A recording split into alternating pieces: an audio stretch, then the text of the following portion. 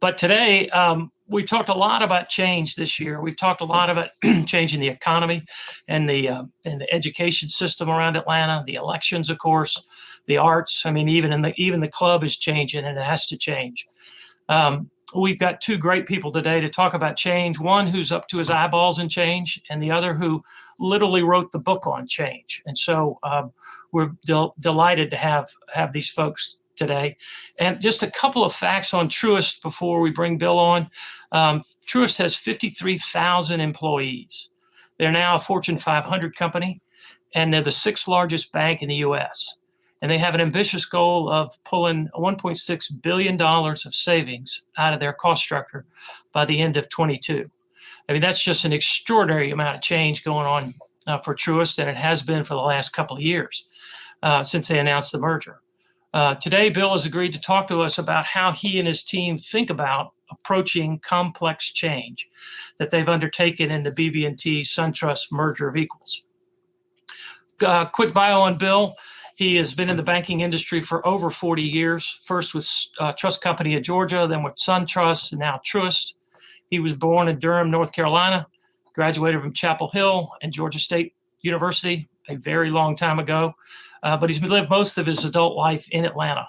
And he was president of of Trust Companies of SunTrust in 2011 through 2019. But more interesting, he was made president of SunTrust in 2008. And if you remember in 2008, our financial system tried to melt down. So let's welcome Bill to the screen. Good morning, Bill. Hey, Bill, how are you? Thanks for mentioning the long time ago and the financial crisis just right out of the chute. Appreciate it. Well, I don't want him to think you're a spring chicken here, Bill. There you go. Thanks. Doing all this stuff. And you think about it, Bill, over the last 10 years, it's probably aged you dramatically when you think about the extensive change going on in the banking industry. And that's why you're uniquely qualified to help us with this conversation together today around the complexity of change in an organization. SunTrust not only survived the 2008 and 9 crisis, but you thrived. But then you jumped into an increased regulatory environment and then had to put changes in place to thrive in that. Then you realize in SunTrust was better partnered than alone as the future unfolded. You merged with BB&T, and not even a year after you announced that merger, instantly we roll into the pandemic induced requirements. So it seems like you might have had a lot on your plate, and we appreciate the time you being here. But you and Kelly King have said really two things that really stand out to me. You said, you want to make this the best merger of equals ever. And more, as importantly, you want to have a digital infrastructure that's second to none.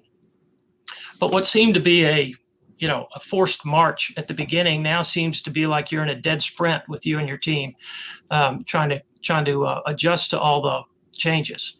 So first question, how do you think about the task at hand? I mean, your changes have multiplied, they've been modified, they've accelerated. How do you remember you're there to drain the swamp when you have all these alligators nipping at your ears? Well, thanks, Bill. It's great to be with all of you today, and a special honor to be on any panel with John Cotter. So that's just a real luxury. But just to take back a little bit, so when we started engaging in these discussions about a merger of equals, we spent a lot of time talking to other CEOs, talking to board members who'd been on mergers of equals, and the advice was really, really simple and very consistent. One is just to create one culture, let there be no confusion, make all the big social issue decisions early, try to get all that behind you, and create the transition that's smooth so nobody's confused and they don't have a chance of choosing it's one team or the other, because it's going to be both teams, and it's going to be real clear how we go through that. So that's the mantra that we started under, no winners, no losers. That's how we end up with a new name, neutral headquarters, and starting that process. But the one thing that was really important, and I'm going to get a quote out of John Cotter's book, which I think is just fantastic. And it says, successful large-scale change efforts start with a clearly articulated, compelling, and emotionally inspiring opportunity. So, there's a high bar just to start with. but we made a very conscious decision. So as you said, we merged December 7th, 2019, and here several months later is when we're in a pandemic. Well, we made a decision early, which I think has probably been the best decision that we made for Truist and set an incredible foundation for us. As we spent the first 3 months only going out and talking about purpose, mission, and values. That's all we talked about. We probably touched somewhere around 20,000 teammates, but we're able to talk to everybody in some sort of format, either physically or virtually, and that was the only topic. So to inspire and build better lives and communities, we just started with that as the purpose. We said that's what we're here to do. That's what we're all solidifying together on. That's what we're moving forward on. And then the pandemic hit. And that foundation was just critical because everybody knew that they were guiding towards a common purpose. It wasn't a SunTrust, it wasn't a BB&T. We're both purpose oriented, but this was Truist. This was how we came together. This is what we stacked hands on. And Bill, the places that they started manifesting themselves, think about, right into the pandemic was the Paycheck Protection Program. Well, none of us had a pandemic plan. We also didn't have a Paycheck Protection Program plan. So we had to do it together. So we had to, there wasn't a one team versus another team. We had to actually come together to do that. And we did it with purpose. We said, look, this is really important. If we're going to inspire and build better lives in our communities, this is probably the best way to do it. We're afforded this opportunity, whether you agree with it or not agree with it. I don't think really matters. Is we were afforded this incredible opportunity, and we wanted to take advantage of it as one team. And the foundation we had was to do that from a purpose standpoint. So that's been the North Star. That's that has absolutely been the best decision we've made to date. It's just to set a really, really strong foundation from purpose.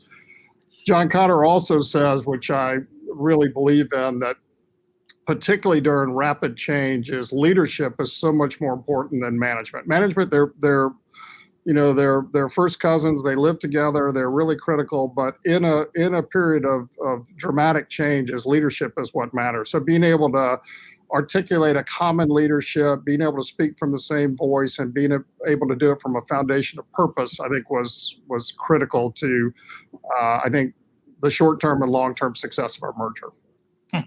It's the proof that you're in it to win it. Exactly. Is the way to think about it. But, I've done some merger integration work, and it starts with a big adrenaline rush, and everybody's on the same team, locked arm in arm.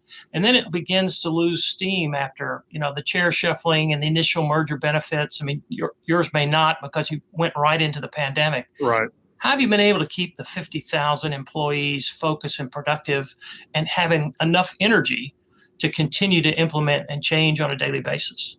Yeah, I mean, Bill, it's a great point. And, John Carter also, reminds you that, the world is littered with mergers that didn't work, so in an early conversation, he was quick to remind me of that.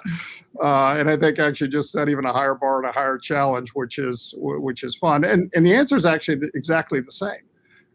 It's really bringing that purpose to light, so we know what we're working towards. And what happens is the purpose is pretty obvious, I guess, when you're first going down the track. And then what we do now is just try to make sure that we're connecting all the dots, is that we're really being clear about what the work is that people do every day, what a teammate does every day. How does it tie into the purpose? How does their personal purpose tie into the company purpose?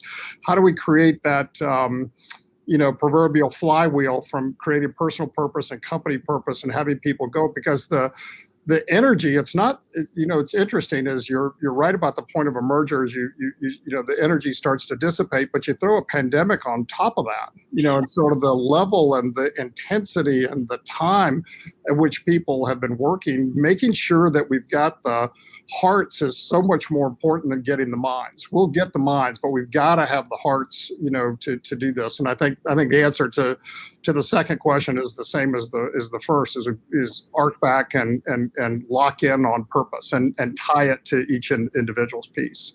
And then maybe the last part of that, and this is really, I think, also a really good part of Dr. Cotter's book, is then you have to transition sort of where you started, is you've got to have more people involved in the leadership. When you're in change, you tend to concentrate a little bit. Yeah. You got to create that transition. So today we're spending a lot of time making sure that we're putting that in, back at the place where it needs to be, that more people are involved in leadership decisions. We're having to be really overt about it. We're having to create systems and capabilities and processes that ensure that people feel like their voice matters and their engagement in what's going to, define the future of the company is critical. Oh, while people are trying to take a blanket and pull it over their head and climb into their bed and hide. So it's even harder, I would imagine. It is, but I am in awe every day of what our teammates are doing and under the conditions that they're doing it. I mean, it's really inspiring. If you ever, if I take a minute to relax, I just think about what our 53,000 teammates are doing every day for our company, and it's the energy and the adrenaline to get at and go at it another day. So give us some positive surprises that you found in the work that you've been doing, because there's always surprises, both on the positive and the negative side. What are some positive things you're mining for the future? Yeah, I think the positives are, one is just you get to know each other's talent and just the amount and capability of talent we have at our company. So people who are, under this environment, like everything else, stars rise to the top, and people who accept challenges and they just, perform at levels that you couldn't expect. So just the incredible amount of talent that exists at our company. The devotion and the care and the focus on the client, is that, with all the stuff that's going around and the things that are whizzing by their ears, they're really focused every day on what's really important for clients and making sure that they're serving clients and responding in the right way. And then the final would be that they're doing it as one team. I mean, people have really embraced that it is Truist, and it's not BB&T and it's not SunTrust, that it is Truist, and that we wear the same jersey and we wear the same color, and the name on the back's not as important as the name on the front. And we just really are feeling that every day. And probably the pandemic accelerated that, and it probably could have gone either way. It was probably pretty binary. It probably could have gone one way or the other. And the good news, I think it's really fallen an arc to the side of one team.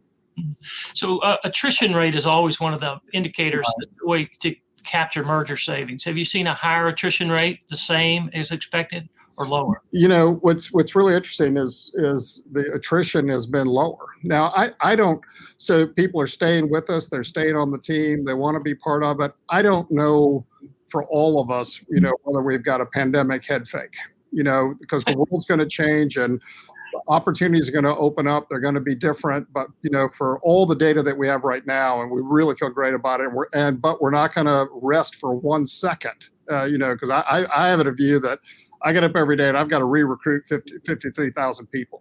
That's my job, is to re-recruit them to our company and, define a compelling vision and a reason to be there. But today the attrition rates have been lower, and people have stayed with us, which is great. That's terrific. Well, as always, we love having you on the show and then hearing about Truist, and we look forward to great things. And I know you have a ton on your plate, so we'll let you go and have you back on in another year, because we're not out of this pandemic yet. Right. Well, thanks for the opportunity. Thanks to all of you for your great community support. A lot of great clients out there. And if you didn't listen to this session, listen to the next one, because it's going to be really good. That's great. Thanks. Modest as always. That's Bill Rogers.